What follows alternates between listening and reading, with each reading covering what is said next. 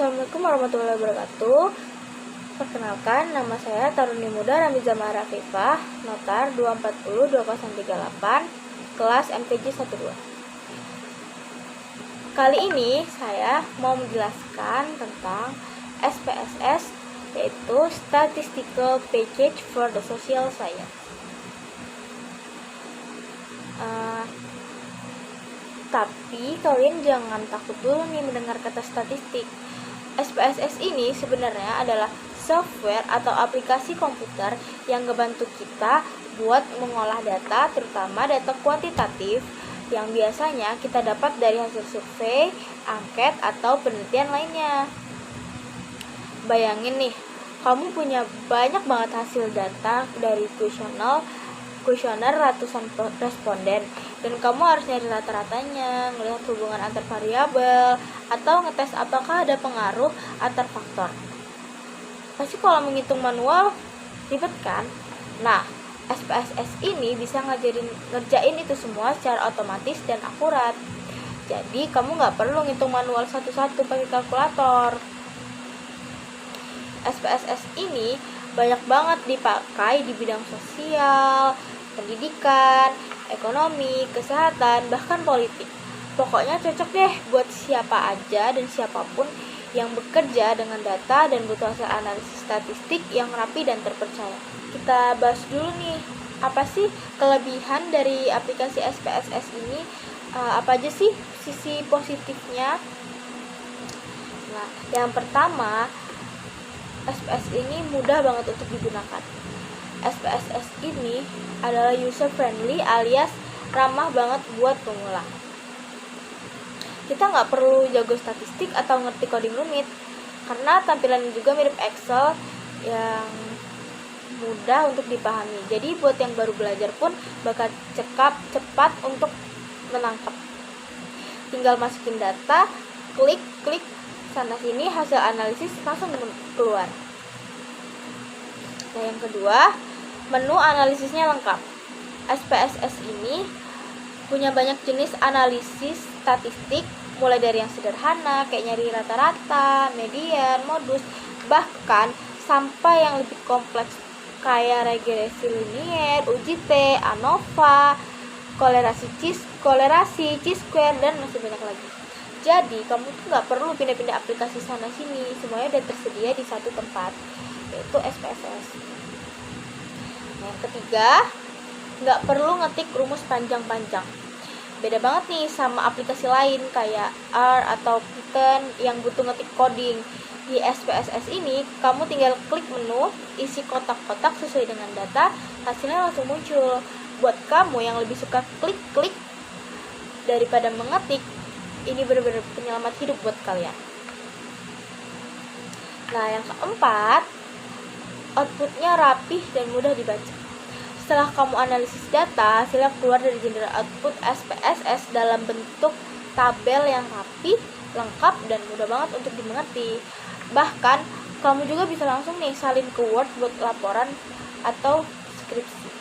Ada juga grafik-grafik pendukungnya, kayak diagram batang atau pie chart. Nah, tinggal tempel, langsung jadi deh. Kelebihan yang terakhir nih, kelebihan yang kelima, yaitu banyak tutorialnya di internet. Karena SPSS ini udah dipakai dari dulu dan penggunanya banyak, jadi banyak juga tutorial-tutorial di YouTube-nya. Mau nonton di YouTube, di artikel-artikel, atau di sosial media juga ada. Bahkan dosen-dosen pun juga banyak yang paham, dan jadi kamu tuh bisa tanya langsung kepada dosen-dosen. Tapi tetap aja ada loh kekurangan yang perlu kamu tahu, biar kamu tuh nggak kaget gitu pas make aplikasi ini. Kok nggak bisa gini, kok kayak gini, atau ekspektasi positif kamu tadi tuh nggak terlalu jomplang nanti. Karena di sini saya akan bahas tentang kekurangannya SPSS juga. Yang pertama, kekurangan SPSS yaitu harganya nih lumayan mahal, pricey lah bisa dibilang. sering buat orang mikir dua kali untuk menggunakan ini karena SPSS ini berbayar. SPSS itu software berbayar dan lisensinya juga nggak murah. Kalau kamu mahasiswa, biasanya kampus sudah nyediain versi lisensinya. Tapi kalau kamu mau beli pribadi, ya siap-siap aja, dompet bakal lumayan menipis. Tapi biasanya mahasiswa bakal minjem ke kampus dan itu ribet. Itu kekurangan SPSS yang pertama. Nah, yang kedua, kurang cocok nih buat big data. Kalau data kamu tuh gede banget, kayak ribuan bahkan jutaan baris, SPSS ini bisa aja lambat atau bahkan nge-lag. Software kayak Python atau R lebih cocok buat data skala gede. SPSS ini lebih cocok buat skala kecil sampai menengah, kayak data dari kuesioner, skripsi gitu, atau kayak hasil survei, angket, dan lain-lain. Nah, yang ketiga, SPSS ini nih nggak fleksibel karena SPSS itu berbasis klik dan menu. Jadi agak terbatas kalau kamu mau bikin analisis yang aneh-aneh atau sangat spesifik. Beda sama Python atau R yang bisa kamu otak-atik sesuka hati karena berbasis script. Nah, yang keempat, format data yang didukung terbatas. SPSS ini nyaman banget kalau kamu pakai file dari Excel atau CSV. Tapi kalau datamu dari sistem database yang rumit, kamu mungkin harus kayak nge-convert dulu, yang bisa makan waktu lebih lama gitu. Kadang-kadang juga ada error, salah baca data, atau formatnya tuh kayak nggak pas gitu. Nah, jadi itu tadi ada 4 kekurangannya yang udah saya jelasin.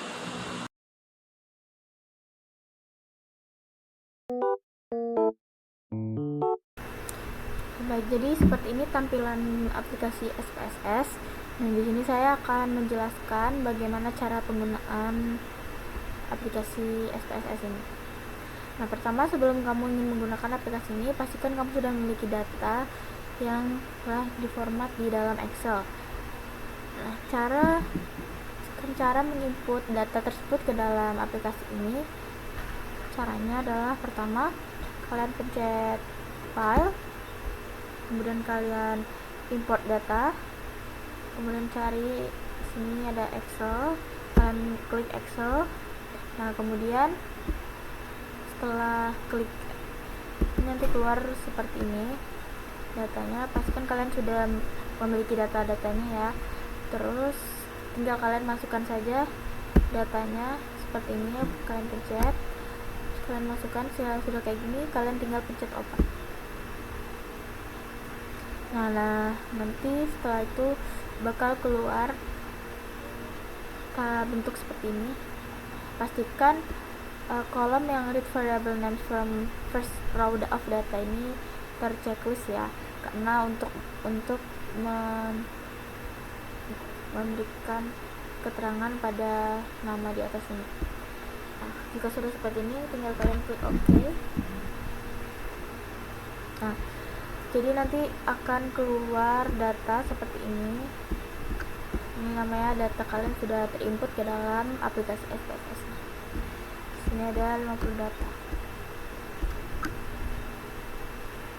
Setelah muncul datanya seperti di dalam aplikasi, dia terdapat 50 data.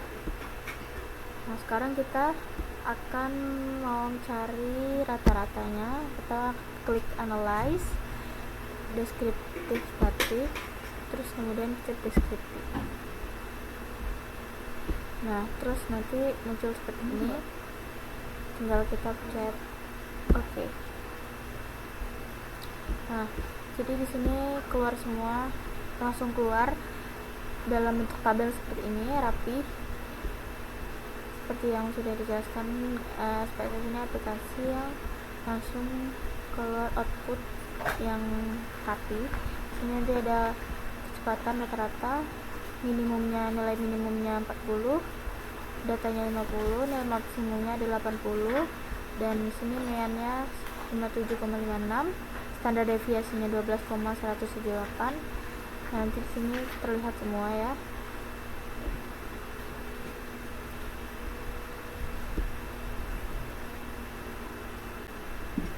Sekarang untuk cara mencari regresi linear, lakukan hal yang sama, klik analyze, terus kita pencet yang regression, terus kemudian pencet yang linear. Nah, terus masukkan waktu tempuh ke depend dan kecepatan ke sini. Nah, sudah ini, kita klik OK. Nah, dan langsung keluar tabel berbentuk secara rapi hasil dari regresinya.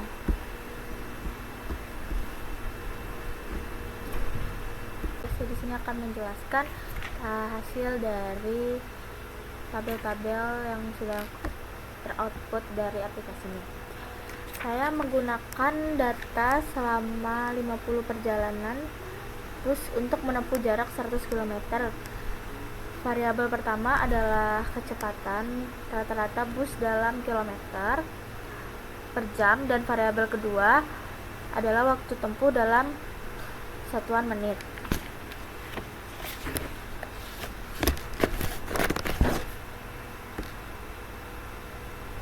Nah, jadi di sini setelah datanya saya masukkan ke dalam SPSS, saya jalankan analisis regresi linear sebagai berikut. Nilai R